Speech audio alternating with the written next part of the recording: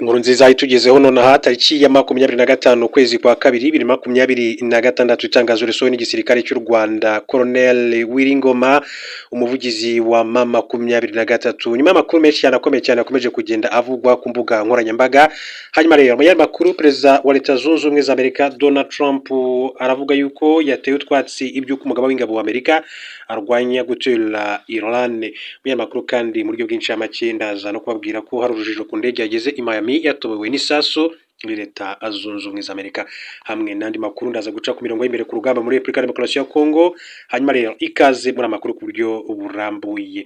Reka mpere ku ngingo z'ingenzi amakuru yacu agiye kubakiraho, ariko kandi mu buryo bwinshi y'amake mbere gato yuko tugaruka ku itangazo risohowe n'igisirikare cy'u Rwanda ndetse no kuri Colonel Wiringoma.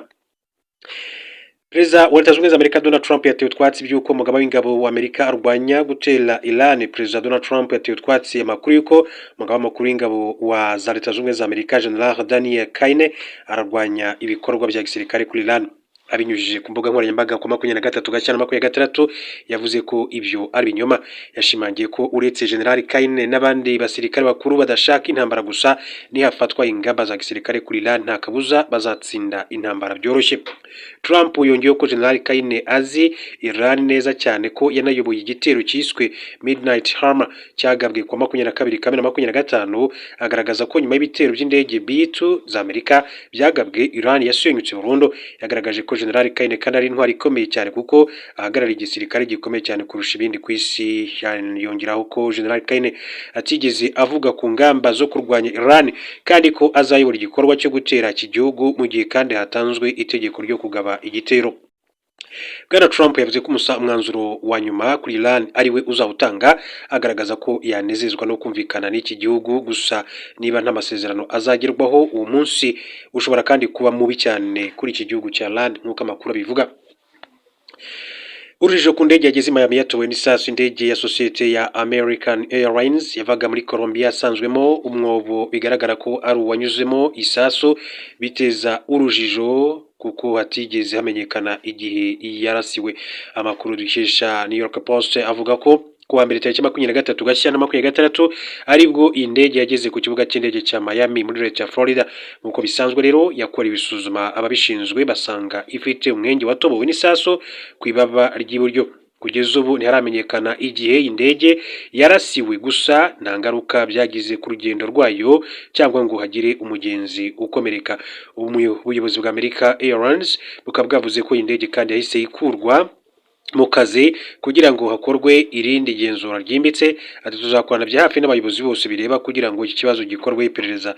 Ibi rero byabaye nyuma y'uko indege ku cyumweru yari yiriwe kandi ku kibuga cy'indege cya Jose Maria Cordova International Airport muri Colombia. Kugeza ubu kandi hahise hatangira ibikorwa byo kuyisana biri kubera kuri Dallas Fort Worth International Airport. Mbere gato yuko tujya ku nkuru yacu, reka mbanze mbabwire ko mu yandi makuru mu buryo bw'incamake mbabwire ko mu gihugu cya Uganda biravuga yuko uwitwa Perezida Yoweri Kaguta Museveni yayoboye inama ya mbere y'ubuyobozi bukuru bwa UPDF gisirikare cya Uganda. Perezida Yoweri Kaguta Museveni akaba ari umugaba w'ikirenga w'ingabo za Uganda, yayoboye inama ya mbere y'ubuyobozi bukuru bwa UPDF kuva yatsindira manda ya 7 mu matora aheruka kuba muri uyu mwaka. Nk'uko bisanzwe rero inama yabereye mu ngoro ya Perezida Entebbe yasuzumye uko umutekano uhagaze mu gihugu ndetse n'imikorere ya UPDF mu karere muri rusange. Ariko kandi andi makuru akavuga ko inama yitabiriwe n'abayobozi bakuru ba UPDF harimo n'umugaba mukuru w'ingabo za Uganda General Muhoozi Kainerugaba, akaba n'umuhungu wa Perezida Yoweri Kaguta Museveni, umugaba mukuru wungirije Lieutenant General Sam Okidinge ndetse n'umuyobozi w'ingabo zirwanira ku butaka Lieutenant General Kayanja Muhanga n'umuyobozi w'inkeragutabara Lieutenant General Otema Awani.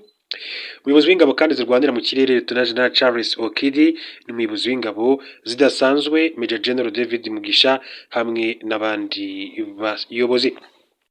Muri iyo nama kandi hari abahagarariye Minisiteri y'Ingabo n'abavuye ku rugerero barimo nka Minisitiri Jacob Oboth, umunyamabanga wa Leta Uda Eurele ndetse n'umunyamabanga uhoraho Rosette Byengoma. Hanyuma kandi inama yabereye mu ngoro ya Perezida Entebbe mu gihugu cya Uganda ije nyuma y'amatora rusange aherutse kuba. Indorerezi nyinshi cyane zemeza ko ariyo yakozwe mu mahoro menshi mu mateka y'amatora mu gihugu cya Uganda. Mu birori byo kwizihiza Tarehe Sita mu ntangiriro z'ukwezi, General Muhoozi Kainerugaba yashimye abashinzwe umutekano kuba baragize uruhare mu gutuma amatora aba mu mahoro, kandi ashimira Abagande kuba barakoranye nabo kugira ngo abeho. Iyi nama rero yabaye mu gihe kandi hakurya y'imipaka ingabo za UPDF zikomeje kugira uruhare mu bikorwa bitandukanye bya gisirikare muri Repubulika ya Demokarasi ya Kongo, Sudani y'Epfo, Repubulika ya Centrafrica ndetse na Somalia. Ikaze muri aya makuru. Hari amakuru akomeye cyane akomeje kugenda avuga muri Burasirazuba bwa Repubulika ya Demokarasi ya Kongo. Gusa reka mbanze nce muri kare mbanze mbabwire iyi nkuru nziza ku ngabo z'igihugu cy'u Rwanda. Bivugwa ko ingabo z'u Rwanda rero zatanze ubuvuzi mu igororero rya Bria. Ingabo z'u Rwanda ziri mu butumwa bw'umuryango w'abibumbye bwo kugarura amahoro muri Repubulika ya Demokarasi ya Centrafrica, zikorera i Bria, zatanze serivisi z'ubuvuzi ku buntu mu igororero rya Bria mu rwego rwo gutabara abasivili ndetse no gufasha mu mibereho myiza. Iyi rero ni inkuru navuga ko ari nziza cyane kandi ku gisirikare cy'u Rwanda. Iki gikorwa cyakozwe n'itsinda ry'ingabo z'u Rwanda, Rwanda Battle Group 8, ku bufatanye n'itsinda ry'ibiro byo ku rwego rwa kabiri by'u Rwanda, cyari kigamije kandi gukemura ibibazo by'ubuzima ku bagororwa. Hatangwa serivisi kandi zitandukanye zirimo kuvura indwara z'imbere mu mubiri, kwita ku buzima bw'abagore, kuvura amenyo ndetse n'izindi serivisi z'ubuvuzi zikenewe muri rusange. Hanyuma rero iki gikorwa cyitabiriwe n'umuyobozi w'igororero rya Bria witwa Mahamat Adum Saleh, umuyobozi w'ibitaro by'ingabo z'u Rwanda Colonel Dr Christian Mukwesi, ndetse n'umuyobozi wa Rwanda Battle Group 8 Lieutenant Colonel David Ngabonziza. Hanyuma rero mu ijambo rye umuyobozi w'igororero rya Bria Mahamat Adum Saleh yashimiye ubuyobozi bwa MINUSCA n'ingabo z'u Rwanda by'umwihariko muri iki gikorwa. Yavuze ko MINUSCA ari umufatanyabikorwa umaze igihe kandi wizewe mu bikorwa bitandukanye by'inkunga. Anashimangira ko iki ari igikorwa cy'ubuvuzi ari urugero rwiza rw'ubufatanye bukomeye ku mpande zombi. Yanagaragaje imbogamizi kandi abagororwa bahura nazo mu kubona serivisi z'ubuvuzi zijyanye n'ibura ry'imiti. Iyo abagororwa kandi barwaye ati tubajyana mu bitaro ati bakandikirwa imiti, ariko ati rimwe na rimwe rero kuyibona bikunda kugorana. Niyo mpamvu rero ari byiza ati kuba abasirikare b'u Rwanda bari muri MINUSCA baje gutanga ubuvuzi ku bantu bagororwa. Colonel Dr Christian Mukwesi, umuyobozi w'ibitaro by'ingabo z'u Rwanda, yavuze ko iki gikorwa cyashingiwe ku ihame ry'ingenzi ry'ubutumwa bwo kubungabunga amahoro ndetse no gutabara abasivili. Yagize ati igikorwa cyo gutanga ubuvuzi mu igororero rya Bria kigaragaza ubushake bwacu ati bwo kutita gusa ku mutekano ahubwo no kwita ku mibereho myiza y'abasivili, agaciro n'uburenganzira bw'ibanze ati bwa buri muntu, ubuzima n'uburenganzira bwa bose. Ati si amahirwe yihariye ati mu gutanga ubuvuzi ku bantu, inama n'ingamba zo kurinda indwara ati ku bagororwa. Turongera kandi gushimangira ko ubuzima bwa buri muntu ati bufite agaciro kandi bukwiye kwitabwaho. Akaba rero ari byo yakomeje kuyavuga. Iki gikorwa kigaragaza rero uruhare rwagutse rw'abasirikari bari mu butumwa bw'amahoro rurenze ibikorwa by'umutekano. Kigaragaza ubufatanye, ubuvandimwe n'inshingano yo kubahiriza uburenganzira bwa muntu no mu bihe n'ahantu bigoye. Hanyuma rero mu yandi makuru akomeza kugenda avugwa,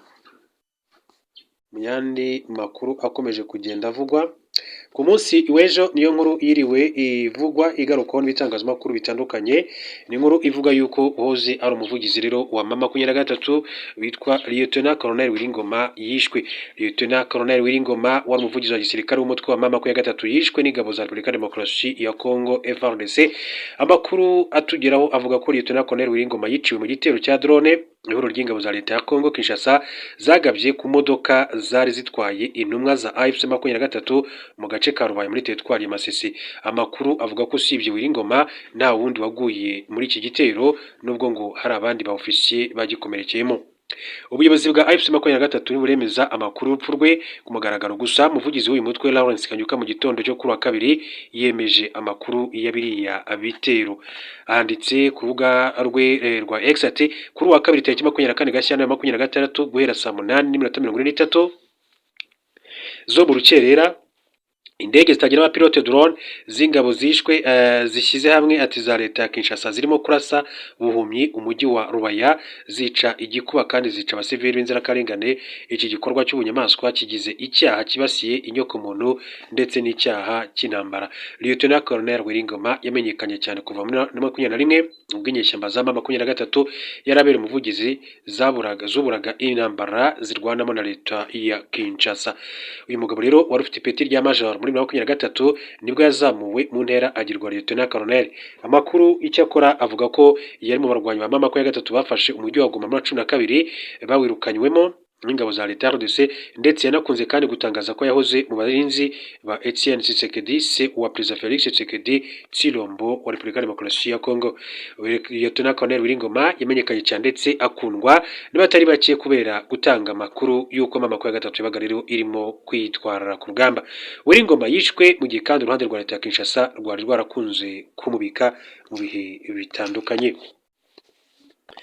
Duhindure ingingo turebe n'andi makuru atandukanye akomeje kugenda avugwa. Reka duce muri Masisi naho mbabwira uko ibintu byifashe muri rusange. Mbabwire ko Masisi AFC 23 ngo yaba yambuye ibirindiro mu mudugudu wa Mahanga. Kuri wa kabiri tariki 24 Gashyantare biravuga ko imirwano ikaze yabaye hagati y'inyeshyamba za AFC 23 n'ingabo za Repubulika ya Demokarasi ya Kongo FARDC zishyigikiwe n'inyeshyamba za Wazalendo Imahanga, mudugudu wo mu gace ka Butsike groupement ya Nyamaboko ya mbere muri teritwari ya Masisi iherereye mu ntara ya Kivu y'Amajyaruguru. Amakuru aturuka mu nzego zitandukanye zaho avuga ko ingabo za leta zagize Buhimba mu gace kegeranye na Walikare zigaba ibitero ku birindiro bya FC 23 M23 Imahanga. Inkuru dukesha Actualité.cd ivuga ko nyuma yo guhangana n'inyeshyamba za M23 zavuye mu mudugudu wa Mahanga, abaturage bavuganye n'itangazamakuru muri ako gace batangaje ko inyeshyamba za M23 M23 zasubiye mu ishyamba riri muri kariya agace ka Sheferia Oso Banyungu. Hanyuma rero hagaragaye kandi guhunga kw'abaturage aho imirwano myinshi cyane yihutiye kuva Mahanga ihungira mu bihuru bihakikije.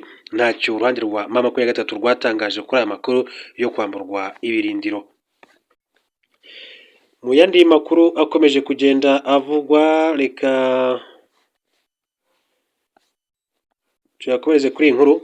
Mu Rwanda mbabwire ko Minisiteri y'Ubuzima yifatanyije n'ikigo cy'igihugu cy'ubwiteganyirize Rwanda Social Security Board RSSB byasobanuye ko kuzamura imisanzu ya mituweli byaturutse kuri serivisi nyinshi cyane z'ubuvuzi zongerewe kuri ubwisungane ndetse no ku imiti kandi yatangwaga igiye kwikuba hafi kabiri. Ibi byatangajwe kuri wa kabiri tariki 24 Gashyantare 2026 ubwo mu kagari ka Rusera mu murenge wa Kabarondo mu karere ka Kayonza hizirizwaga imyaka 25 y'ubwisungane mu kwivuza mu Rwanda no gutangiza amavugurura yo gushyigikira serivisi za mituweli.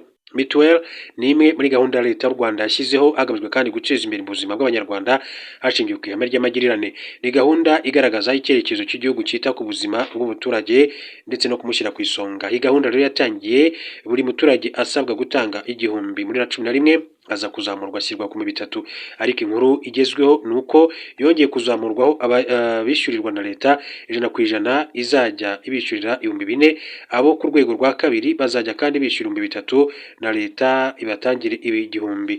Umuturage wo ku rwego rwa gatatu kandi azajya kandi yishyura 500, ku rwego rwa kane umuturage yishyura 800, naho urwego rwa gatanu umuturage umwe azajya yishyura 20,000 by'amafaranga y'u Rwanda. RSSB igaragaza ko abaturage benshi cyane kandi bagera kuri 90% bazajya bishyura hagati y'4,000 kugeza ku 8,000. Umuyobozi mukuru wa RSSB Regis Rugemashuro yasobanuye ko ubusanzwe amafaranga abaturage batangaga yagiraga uruhare rwa 64% mu kwivuza, ariko kubera ikiguzi cy'ubuvuzi rwagiye rugabanuka kuri ubu rukaba kandi rugeze kuri 34%. Yavuze ko myaka 10 ishize amafaranga yakoreshejwe muri mituweli yikubye inshuro ebyiri zirenga ava kuri miliyari 39 muri 2015 agera kuri miliyari 98 mu mwaka wa 2024-2025. Ibi byatewe hanini n'ikiguzi cy'ubuvuzi ndetse na serivisi zihenze zongerewemo mu zashingirwaga na mituweli. Muri izo serivisi kandi ziyongereye kuri mituweli hari nk'indwara zimaze imyaka 2 zishyurirwa abaturage nko kuvura kanseri, kuvura impyiko, gusimbuza ingingo, kubaga amagufwa n'umugongo, gutanga ibikoresho ati bifasha abafite ubumuga bw'ingingo nk'ubumuga bwo kumva ndetse n'uburwayi bw'amaso. Rugemashuro ati nubwo serivisi zongerewe umusanzu w'umunyamuryango ntabwo wigeze kandi wiyongera kuva muri 2011. Abenshi mu banyamuryango bishyura 3,000 ku muntu umwe ku mwaka. Leta yakomeje kandi gushaka andi masoko y'amafaranga amafaranga kugira ngo irengere abaturage. Urugero nko mwaka ushize mituweli yakoresheje miliyari 98, ariko abanyamuryango batanze miliyari 31, bingana na 34% by'amafaranga yose yinjiye muri gahunda. Rugemanshuro yavuze ko urwo ruhare ruke rw'umuturage rwatumye leta ijya gushaka ahandi yakura ubwo bushobozi bushyirwa mu kigega cya mituweli, harimo imisoro iva ku itumanaho, imisoro iva kuri peteroli ndetse n'ahandi. Rugemanshuro yavuze ko nubwo umusanzu wa mituweli kandi wiyongereye, n'ubundi amafaranga abaturage bazatanga azaba angana 42% by'amafaranga yose akenewe, aho andi azakomeza rero gutangwa na leta. Yavuze ko abanyarwanda benshi cyane kandi bagera kuri 70% batarazarenza umusanzu w'ibihumbi 5 ku mafaranga y'u Rwanda, kuko systeme imibereho yagaragaje ko aricyo cyiciro cyabarizwamo abazishyura agera ku 28%. Imiti itangirwa kuri mituweli igiye kwikuba hafi kabiri. Minisitiri w'ubuzima Dr Sabin Nsanzimana yagaragaje ko izamurwa ry'imisanzu ya mituweli rijyana no kuzamura imiti abaturage kandi bahabwa ko izava kuri 845 igere ku 1,150. Yagaragaje ko ugereranyije n'uburyo serivisi zitangwa na mituweli zazamuwe cyane, ubundi ati buri wese yarakwiye kandi kwishyura hejuru y'ibihumbi 50, ariko ko leta izakomeza kandi kunganira uru rwego ishyiramo amafaranga menshi. Ubu ushobora kandi kwivuza ati za ndwara zagutwaraga miliyoni 10 z'amafaranga y'u Rwanda cyangwa se 20 ukazivurirwa ku mituweli. Ati nk'umutima, impyiko, kubagwa amagufwa zose wazivuza niba wishyura 3,000, ati urasabwa rero kwishyura 5,000 ku muntu uyafite. Minisitiri Dr Sabin Nsanzimana yavuze ko abantu barwaye kanseri bagiye kujya kandi bavurirwa kuri mituweli, yaba kubapima, guca mu byuma, imiti n'ibindi nkenerwa byose. Yagaragaje ko kuyungurura impyiko bitarenzaga inshuro 8 kuri mituweli, ariko ko ubu bizajya kandi bikorwa igihe cyose. Aturwaye umutima ubundi ati kumubaga ntibijya munsi ya miliyoni 10 z'amafaranga y'u Rwanda, ati igiciro gito. Ubu rero ati bizajya kandi bikorwa kuri mituweli, wowe ati wishyure 4,000, 5,000 n'andi yose. Ati amafaranga yose rero tuzakusanya azaba agize 40% by'amafaranga akenewe mu kigo cya mituweli, andi asigaye leta izakomeza kandi kuyashaka. Minisitiri Dr Nsanzimana Sabin yavuze ko nyuma yo kuzamura umusanzu wa mituweli, leta yanafashe icyemezo cyo kujya yishyura kandi mbere ibigo nderabuzima amafaranga yo kugura imiti kugira ngo rero bayigure abaturage bajye kandi bayihasanga. Yavuze ko iyi gahunda nayo kandi igamije guca ikibazo cy'ibura ry'imiti ryagaragaraga ku bigo nderabuzima n'ibitaro kubera gutinda kwishyura RSSB. Riziki Anita utuye mu mudugudu wa Rutagara mu kagari ka Cyabajwa mu murenge wa Kabarondo yavuze ko afite umugabo ukora akazi k'ubukarani, nawe akaba kandi asanzwe afurira abantu akanabakorera amasuku mu isantere ya Kabarondo. Yavuze ko yasanze azajya yishyura 20,000 kongeraho umugabo we n'abandi babiri, bikaba rero 80,000. Ati kuva ku 3,000 usanzwe ukodesha ukishyura kandi 80,000, ati ni ibintu bigoye cyane. Ati dukorera ubuvugizi, ati bongere babisubiremo neza, ati hatagira abarengana. Niyo nsaba Celestin w'imyaka 75 we yavuze ko mituweli ari nziza cyane kuko muri 18 yarwaye mu nda bituma ajya kubagirwa mu bitaro bya CHK bamuca miliyoni 3 z'amafaranga y'u Rwanda, ariko kuko yari afite mituweli bituma yishyura ibihumbi 50 by'amafaranga y'u Rwanda. Rero kuva icyo gihe ati mituweli ntabwo njya ntinda kwishyura, ati kuko yangiriye akamaro, nasanze nzishyura 4,000, ariko nta kibazo bitewe n'akamaro yangiriye. Nari kugurisha inzu cyangwa se umurima, ariko nagurishije agahene ndavurwa ndakira, mituweli irakabaho. Barakagwira Josephine utuye mu kagari ka Rusera we yavuze ko ibiciro bishya bya mituweli yabyakiriye neza bitewe n'uburyo yatanze 3,000 akavurirwa kuri mituweli, akadodwa umura mu gihe iyo atayigira byari kumutwara arenga miliyoni. Ati nuko turi abakene, ariko ubundi bavuze 50,000, ati umuntu ayafite yanayatanga kuko mituweli idufitiye akamaro. Kuri ubu rero ibiciro bishya kandi abaturage basabwe kandi gutangira kubyishyura kugira ngo rero tariki ya 1 Nyakanga ukwezi kwa 2026 bazatangire kuvurwa nta zindi nzitizi, nuko ayo makuru akomeza kugenda abishimangira muri rusange. Reka rero mbashimire kandi mbifurize gukomeza